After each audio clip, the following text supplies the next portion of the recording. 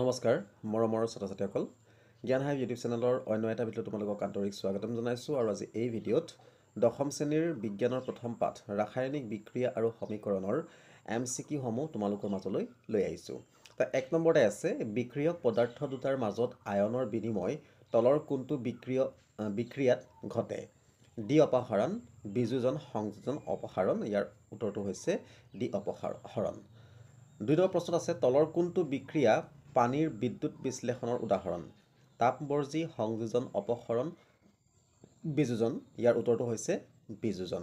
3 নম্বৰত আছে তলৰ কোনটো বিক্ৰিয়া প্ৰাকৃতিক গেছ দহনৰ উদাহৰণ? সংযোজন, তাপগ্ৰাহী, তাপবৰ্জি, অধক্ষেপণ। তো ইয়াৰ উত্তৰটো হৈছে তাপবৰ্জি। 4 নম্বৰত আছে বায়ুত মেগনেছিয়ামৰ ফিটা এডাল দহন কৰিলে উৎপন্ন হোৱা বগা পাউডাৰবিধ কি? Magnesium hydroxide, magnesium oxide, magnesium nitrate. তো ইয়াৰ উত্তৰটো হৈছে মেগনেছিয়াম অক্সাইড। পোৰা চূণে পানীৰ লগত কৰা বিক্ৰিয়াটোৰ নাম কি? সংযোজন, তাপবৰ্জি, বিযোজন, ক আৰু গ। তো ইয়াৰ উত্তৰটো হৈছে ক আৰু গ। 6 নম্বৰ আছে তলত উল্লেখ কৰা কোন কেইটা ফেৰাছ ছালফেট তাপীয় বিযোজনত উৎপন্ন হয়? Fe2O3, SO3, SO2 ওপৰৰ আটাইকেইটা। তো ইয়াৰ উত্তৰটো হৈছে ওপৰৰ আটাইকেইটা। তলৰ কোনটো বিক্ৰিয়া চূণশিল উত্তপ্ত কৰি পোৰা চূণ উৎপন্ন কৰা হয়? তাপবৰ্জি, সংযোজন, অপসাৰণ, বিযোজন। তো ইয়াৰ উত্তৰটো হৈছে বিযোজন। 8 নম্বৰত আছে লেড নাইট্ৰেট তাপীয় বিযোজনত কি উৎপন্ন হয়? N2, NO2, PbO2। ইয়াৰ উত্তৰটো হৈছে N2। 9 নম্বৰত আছে তলৰ কোনবিধ বিক্ৰিয়াৰ ফলত চিলভাৰ ব্ৰমাইড সূৰ্যৰ পোহৰত চিলভাৰলৈ পৰিণত হয়? বিযোজন, সংযোজন, তাপগ্ৰাহী, ক আৰু গ।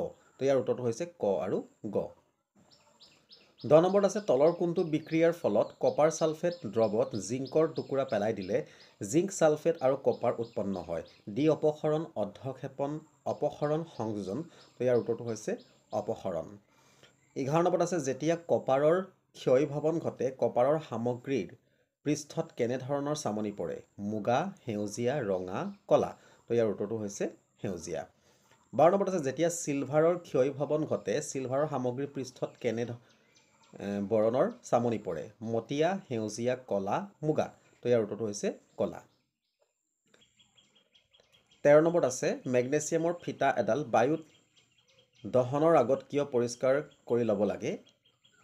ইয়াৰ পৃষ্ঠৰ অক্সাইডৰ তৰপটো আঁতৰাবলৈ, ঘৰ্ষণৰ দ্বাৰা ইয়াক উত্তপ্ত কৰিবলৈ, ইয়াৰ পৃষ্ঠৰ হাইড্ৰক্সাইডৰ তৰপটো আঁতৰাবলৈ, মলি আঁতৰাবলৈ। তো ইয়াৰ উত্তৰটো হৈছে ইয়াৰ পৃষ্ঠৰ অক্সাইডৰ তৰপটো আঁতৰাবলৈ। 14 নম্বৰত আছে জকা সমীকৰণৰ এটা সন্তুলিত কৰা ভিত্তি কি? শক্তি সংৰক্ষণৰ সূত্ৰ, ভৰৰ নিত্যতা বৃদ্ধি, স্থিৰানুপাত বিধি। ওপৰৰ এটাও নহয়। তো ইয়াৰ উত্তৰটো হৈছে ভৰৰ নিত্যতা বিধি। 15 নম্বৰত আছে পানী কেলছিয়াম অক্সাইডত যোগ কৰিলে কি হয়? মিশ্ৰণৰ উষ্ণতা একে থাকে, মিশ্ৰণৰ উষ্ণতা বাঢ়ে, কেলছিয়াম হাইড্ৰক্সাইড উৎপন্ন হয়, খ আৰু গ। তো ইয়াৰ উত্তৰটো হৈছে খ আৰু গ। অৰ্থাৎ মিশ্ৰণৰ উষ্ণতা বাঢ়ে আৰু কেলছিয়াম হাইড্ৰক্সাইড উৎপন্ন হয়। 16 নম্বৰত আছে ছ'ডিয়াম ছালফেট আৰু বেৰিয়াম ক্লৰাইডৰ দ্ৰৱ মিহলি কৰিলে ছ'ডিয়াম ক্লৰাইড আৰু বেৰিয়াম ছালফেট উৎপন্ন হয়। এটা অপসাৰণ বিক্ৰিয়া সংঘটিত হয়। এটা অধক্ষেপণ বিক্ৰিয়া সংঘটিত হয়। তো ইয়াৰ শুদ্ধ বিকল্পটো কি? ক গ খ ক খ গ বা ক গ আৰু ঘ। তো ইয়াৰ শুদ্ধটো হৈছে ক গ আৰু ঘ। 17 নম্বৰত আছে লেড নাইট্ৰেট গৰম কৰিলে নিৰ্গত হোৱা মুগা বৰ্ণৰ ধোঁৱাবোৰ হ'ল O2Pb, NO2, PbO। তো ইয়াৰ উত্তৰটো হৈছে NO2 নাইট্ৰেট। 18 নম্বৰত আছে কিছু সময় বগা চিলভাৰ ক্লৰাইড সূৰ্যৰ পোহৰত ৰখাৰ পাছত ইয়াৰ বৰণ হ'ব মটীয়া, ৰঙা, হালধীয়া, বগা। তো ইয়াৰ উত্তৰটো হৈছে মটীয়া। 19 নম্বৰত আছে Fe2O3 + 2Al ওপৰৰ বিক্ৰিয়াটো এটা ডেছ উদাহৰণ।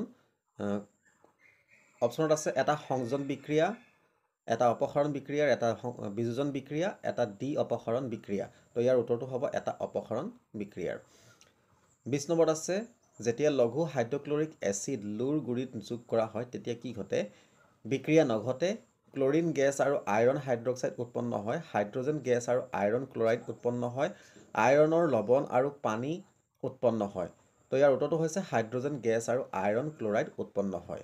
21 নম্বৰত আছে তলত উল্লেখ কৰা কোনটো এটা ৰাসায়নিক বিক্ৰিয়াৰ বৈশিষ্ট্য তলৰ আটাইকেইটা ৰঙৰ পৰিৱৰ্তন অৱস্থাৰ পৰিৱৰ্তন গেছৰ উদ্ভৱ। তো ইয়াৰ উত্তৰটো হৈছে তলৰ আটাইকেইটা। তো মৰমৰ ছাত্ৰ ছাত্ৰীসকল, যদি ভিডিঅ'টো চাই ভাল লাগিছে এটা লাইক কৰিবা, শ্বেয়াৰ কৰিবা, আৰু যদি চেনেলটোত প্ৰথমবাৰৰ কাৰণে ভিজিট কৰিছা তেনেহ'লে চেনেলটো ছাবস্ক্ৰাইব কৰি কাষতে থকা বেল আইকনটো প্ৰেছ কৰি অল কৰি ৰাখিবা।